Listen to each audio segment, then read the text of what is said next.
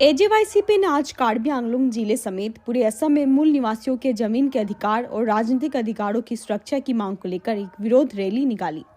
तिनसुकिया जिले के सेनाईराम boarding field से शुरू हुई प्रदर्शनकारियों में बड़ी संख्या में युवा और छात्र नेता शामिल हुए और उन्होंने अलग अलग नारेबाजी की। इस विरोध प्रदर्शन में सेंट्रल प्रेसिडेंट पलास चांगमाई भी शामिल हुए। उनका कहना था, यह आंदोलन तब तक जारी रहेगा जब तक मूल निवासियों के जमीन के अधिकार और राजनीतिक अधिकार सुरक्षित नहीं हो जाते हैं। उन्होंने सरकार से स्थानीय लोगों के हितों की रक्षा के लिए कड़े और स्पष्ट कदम उठाने की मांग की है। प्रदर्शनकारियों ने चेतावनी दी कि अगर उनकी मांगे पूरी नहीं हुई तो वो आने वाले दिनों में अपना आंदोलन और तेज कर देंगे। हम জাতীয়তাবাদী যুৱ ছাত্ৰ পৰিষদে আমি দাবী উত্থাপন কৰিছো যে অসমত ভূমিৰ অধিকাৰ আৰু ৰাজনৈতিক অধিকাৰ কেৱল মাত্ৰ খিলঞ্জীয়া মানুহৰ হাতত থাকিব লাগে। কাৰ্বি আংলঙত কেনেধৰণে বহিৰাগত মানুহে আহি ভূমিপুত্ৰক মুৰ্দাবাদ ধ্বনি দিছে আমি সকলোৱে দেখিছো। সেই যিটো ঘটনা সেই ঘটনা সমগ্ৰ অসমলৈকে বিয়পি পৰিব যদিহে ইয়াক আমি প্ৰতিবাদ নকৰো। গতিকে তিনিচুকীয়াটো কেনেধৰণে বহিৰাগত মানুহে আহি পেলাই ইয়াতে মাটি বাৰী কিনি নিগাজিকৈ দখল কৰিছেহি, নিগাজিকৈ থাকিবলৈ আৰম্ভ কৰিছে আমি সকলোৱে দেখিছো।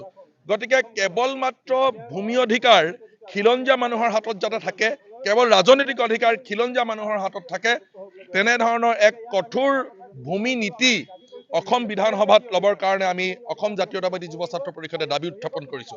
অসম বিধানসভাত অলপতে ভূমি সম্পৰ্কীয় যিখন আইন আনিছিল সেই আইনখনৰ জৰিয়তে কোৱা হৈছিল যে বৰপেটা আৰু বৰদোৱাৰ 5 কিলোমিটাৰ ব্যাসাৰ্ধৰ ভিতৰত কোনো মানুহে মাটি কিনিব নোৱাৰিব যদিহে তাত তিনিটা প্ৰজন্ম বসবাস কৰা নাই।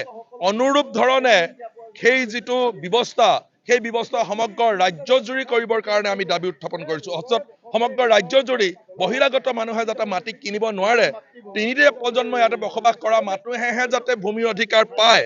বহিৰাগত আৰু লগতে প্ৰব্ৰজিত দুই ধৰণৰ মানুহৰ পৰা আমি বাচিবলৈ হলে এই যিখন আইন সেই আইনখন কঠোৰভাৱে তেওঁলোকে সমগ্ৰ অসম জুৰি ইমপ্লিমেণ্ট কৰিব লাগিব আৰু ক'ব লাগিব যে তিনিটা প্ৰজন্মৰ বাদে কোনো মানুহে অসমত ভূমিৰ অধিকাৰ নাপাব।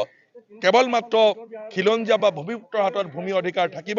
তেনেধৰণৰ এক কঠোৰ ভূমি নীতি আনিবৰ কাৰণে আমি অসম জাতীয়তাবাদী যুৱ ছাত্ৰ পৰিষদে দাবী উত্থাপন কৰিছো। যোৱাকালি আমি দেখিছিলো যে মুখ্যমন্ত্ৰীয়ে কৈছে যে তিনিচুকীয়াত যে মিয়া মানুহে বা প্ৰব্ৰজিত মানুহে মাটি দখল কৰিছে। তেওঁ মুখ্যমন্ত্ৰী হৈ আচলতে তেনেকুৱা কোৱা কথাটো উচিত নহয়। এই কথাটো কৈ থাকিলে সমস্যাটো সমাধান নহব। এই সমস্যাটো সমাধান কৰিবৰ কাৰণে অসম বিধানসভাত আইন আনিব লাগিব। আইন আনি পেলাই যাতে বহিৰাগত মানুহে মাটি কিনিব নোৱাৰে, প্ৰব্ৰজিত মানুহে যাতে মাটি কিনিব নোৱাৰে, আইনৰ জৰিয়তে সেই ব্যৱস্থাটো কৰিব লাগিব। ভূমি নীতিত এই ব্যৱস্থাটো কৰিলে নিশ্চিতভাৱে সেই ব্যৱস্থাৰ জৰিয়তে বহিৰাগত আৰু প্ৰব্ৰজিত মানুহক এই ভূমি কিনা বেচা কৰাৰ যি অধিকাৰ সেই অধিকাৰৰ পৰা বাহিৰত ৰাখিব লাগিব আৰু সেই অধিকাৰ কেৱল মাত্ৰ খিলঞ্জীয়া মানুহৰ হাতত প্ৰদান কৰিব লাগিব। News report, Delhi 24 live.